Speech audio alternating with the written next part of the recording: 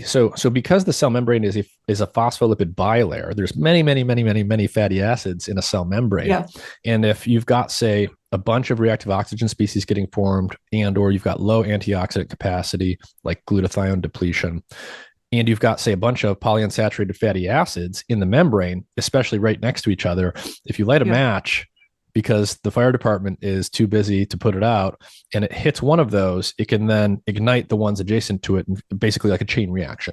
Yes. Yeah. And people have been, some groups have been looking at trying to use various modified lipids to change the susceptibility of cells to ferroptosis, and potentially use those as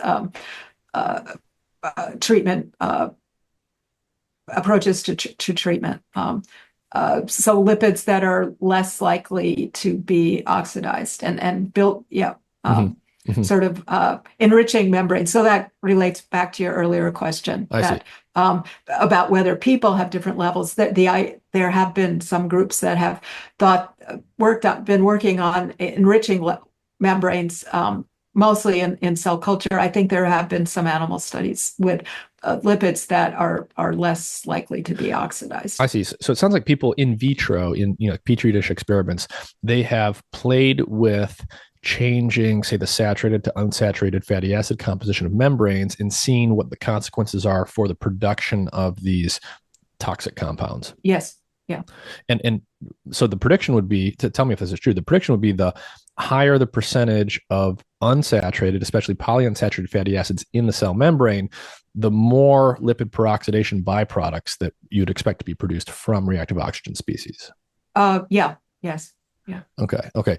But that probably hasn't been measured directly in vivo because it's probably really hard to do. Yeah. Yes. No, it hasn't been measured directly in vivo. And I mean, so in vivo, in animal studies, they can look at even in animal studies, unless you're doing some very short-term experiment, it's usually you can look at lipid peroxidation, but often it's the products that you look at. So the HNE you mentioned, or the aldehydes. Yeah.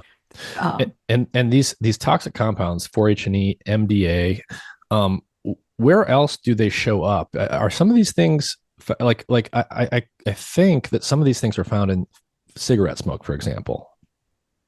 Is that true? It could be, yeah. I wouldn't be necessarily surprised. I'm not sure, but they could be.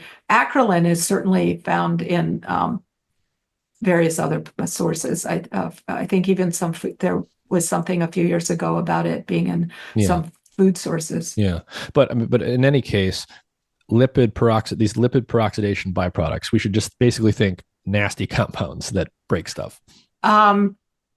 Yeah, I don't think there are probably too many good aspects to those. And so one of your focuses in the lab is in the nervous system, neurodegeneration. Yes. You've done work relevant to Alzheimer's disease.